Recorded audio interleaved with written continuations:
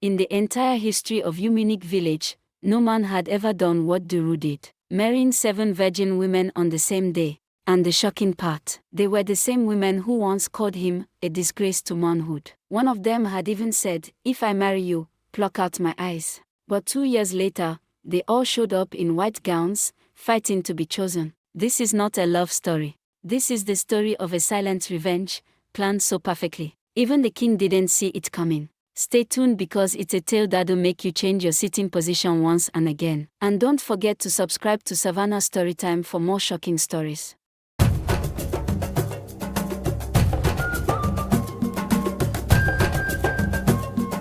The sun had barely begun its descent when it happened.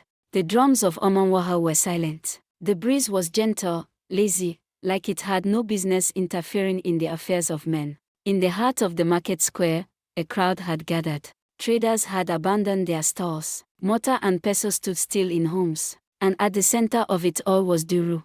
Tall, dark-skinned, barefoot. His shirt had lost its collar, and his trousers were tied at the waist with palm rope. He held a small calabash of palm wine, a fresh rooster, and a wrapper folded neatly over his arm. He stood before Owele, the king's only daughter, slim-waisted, skin like ripe udola fruit, with a beauty that made other girls tuck their hair behind their ears in envy. Her 6 friends circled her like ornaments on royalty, each one shining with the pride of being associated with palace blood. Duru cleared his throat.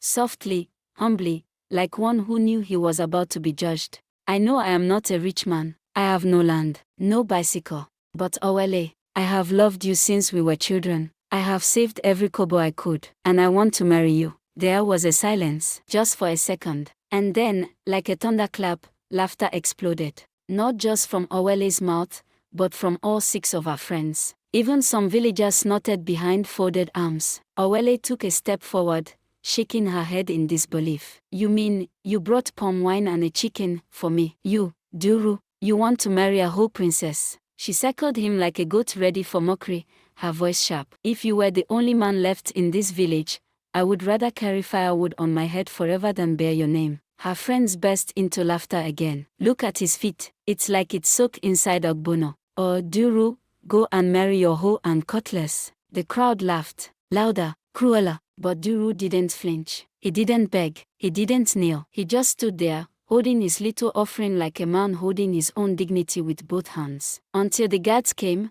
and Owele signaled them to arrest him for harassing the princess. By order of the royal princess, one of the guards shouted, "You have brought disgrace to the royal name. Arrest him." The crowd parted. The guards came with their canes and ropes, and Duru's arm was seized like a common thief. As they dragged him away, they threw him into the village prison, a mud room behind the shrine, no windows, no light, and for 3 full days, not a single drop of water passed his lips. On the second night, he whispered to the darkness, "They want me to break, but I won't." His belly groaned. His throat felt like sandpaper. He closed his eyes. And there, he was determined to leave this village, go far, become rich and exert an unforgettable event. The 3rd day, they released him like an animal that had wasted their time. He limped back home with his head spinning. That same week, he packed a small bag, tied it with palm fronds, and disappeared into the world beyond the hills. No one knew where he went, only rumors. They started slowly, then spread like dry season fire. "I heard Duru went mad in the bush. He now speaks to snails." Tufiokwa. One woman said she saw his spirit near the stream. "Did you not hear? A white woman carried him to America to wash plates. They said he now wears diapers. His father and mother died poor. Now he too has vanished like a curse. Useless lineage." His name faded from mouths,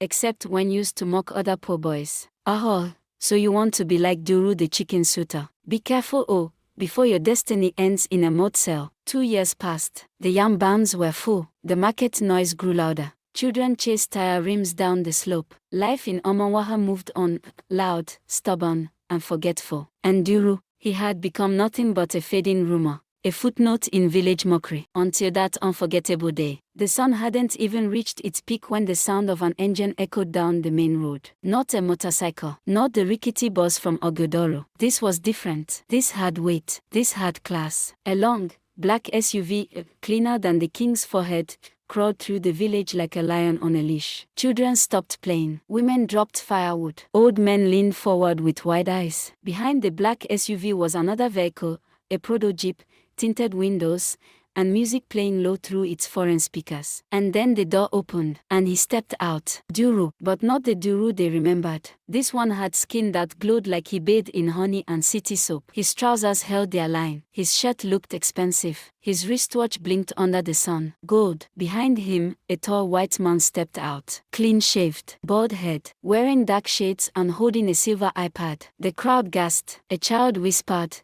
"Is that Oyabo?" The white man said nothing, just followed behind Duru, step by step. The market square stood still. You could hear a coin fall on clay. And then Duru, this same orphan they locked in a mud prison 2 years ago, smiled. He raised one hand and spoke in a calm, confident tone. His voice had weight now. It held attention like a drumbeat in the dark. "Good people of Umunwaoha, I greet you." No one responded. Even the king's guards, standing at the edge of the square, shifted uneasily. "I left this village 2 years ago with wounds. Today, I return with healing. I left with shame. I return with dignity." He turned to the white man. "Meet my personal assistant. His name is Frederick. He flew in with me. He serves me now, in the city. I don't walk alone." Frederick gave a stiff nod. The crowd almost bowed in fear, because in Umunwaoha, the presence of a white man meant two things: power and prayers answered. Duru continued, "I've come to give back, to bless the hands that once fed me, even if they mocked me, to open boreholes, to build a clinic, to sponsor 10 children to school, abroad." Gasps, whispers. A few women covered their mouths, stunned. Duru then reached into the SUV and pulled out bundles of fabric, cartons of foodstuff, and thick white envelopes. "For the elders, for the widows, for the children. No one in this village will go hungry again, not while I live." The cheering began slowly. One clap, then another. Then it turned into a roar. That same day, Duru walked into the palace with his white man behind him, his chest high, his heart steady. And when the king saw him, he stood up, smiling. "Oh, Duru, my son, welcome home." Duru smiled back and bowed slightly. "Your Majesty, I've come to speak about something important." The king leaned forward. Duru looked up and delivered the bait with a straight face. "I've come to ask for your daughter's hand in marriage. I want to marry Owele." The king's chambers were quiet, too quiet. For a few heartbeats, the king simply stared at Duru, blinking slowly, like the name Owele hadn't landed properly in his ear. Then, he laughed, not mockery this time, but delight. "You want to marry Owele, my son,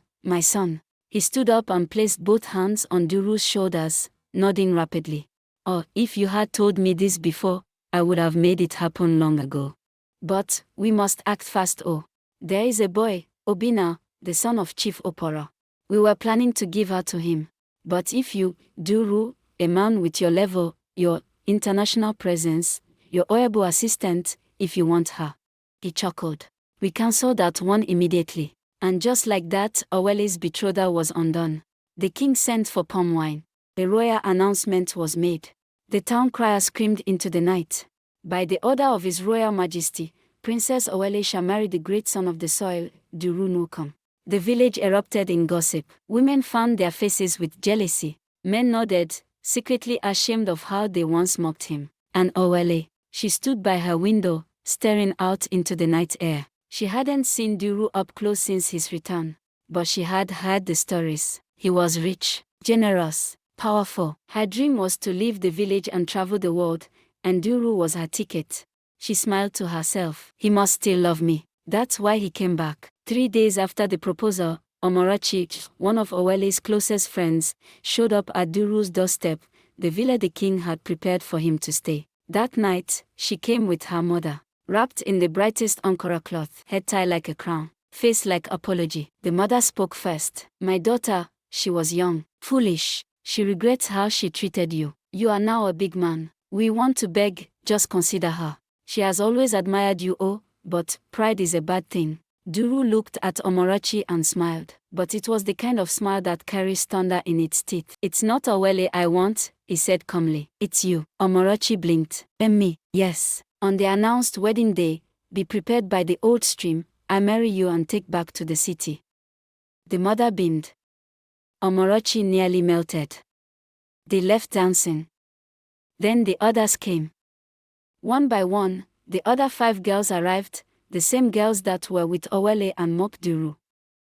Each one brought by her mother by night, wrapped in guilt and promises.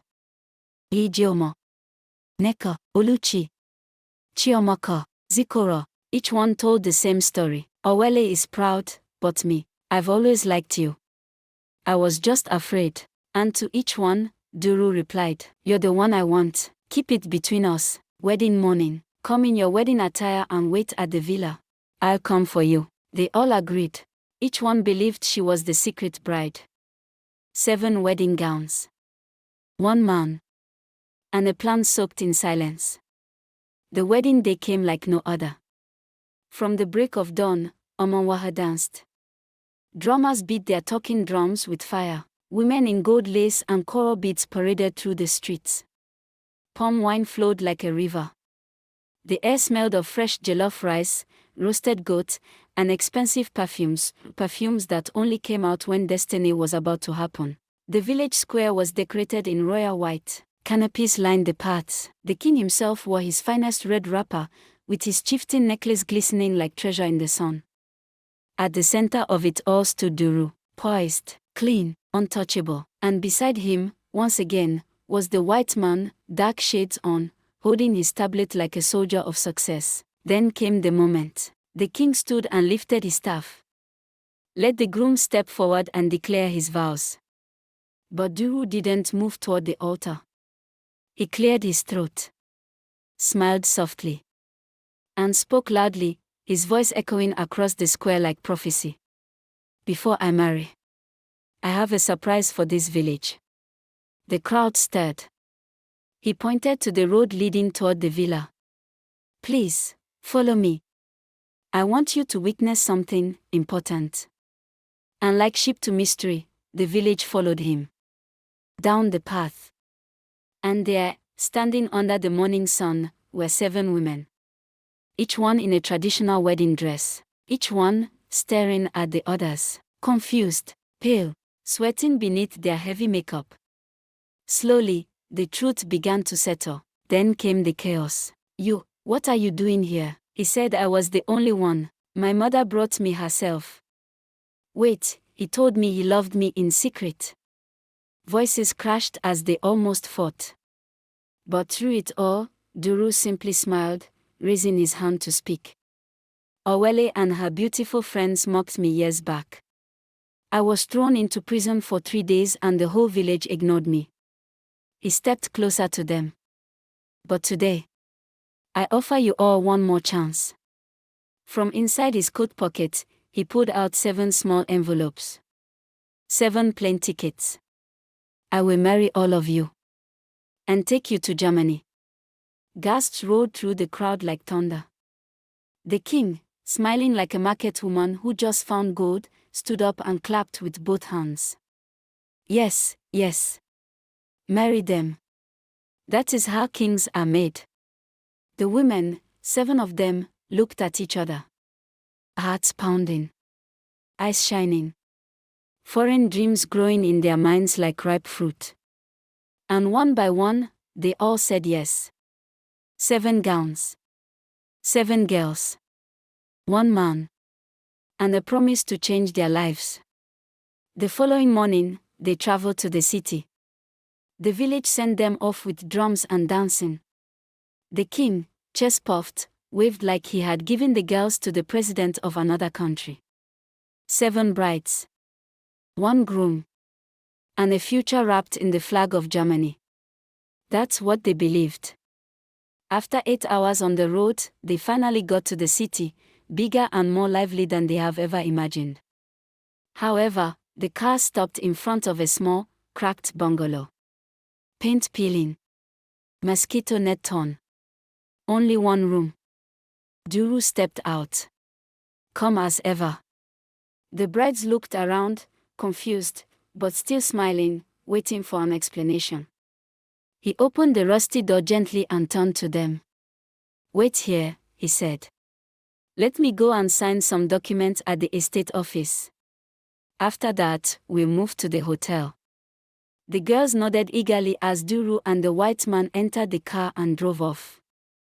Duru and the white man entered the mansion. Cars parked, they rushed out panicking. Then, in crisp, fluent pidgin English, he said, "Guy, make we rush reach airport before Oga return from vacation." Duru let out a big shout. "Shit! I've thought about bringing them to this mansion before the boss comes back. My revenge plan is not fully achieved." So, it happened that Duru was not a CEO. He didn't own any company or estate. He was a housekeeper for a wealthy businessman. A man who had traveled to Germany for vacation and left his cars, cash, and compound under Duru's care. And in that window of opportunity, Duru executed the greatest performance of his life. He took the boss's clothes, his wristwatch, his perfumes. He had paid the white man who was the boss's driver and half-caste who grew up in Nigeria to act as his personal assistant. He borrowed everything. Even the foodstuffs he gave to the village were bought on the boss's forgotten emergency card. Every single promise, a lie, every single display of power, a borrowed performance. To exact his revenge, he had burned every bridge just to make the 7 women he married suffer. Back in the small forgotten house, the girls began to shift uncomfortably, still no sign of Duru coming back. The room was thick with tension. No food. No water. Owele sat in a corner, hugging her knees. Omorochi stared at the wall like it would give her answers.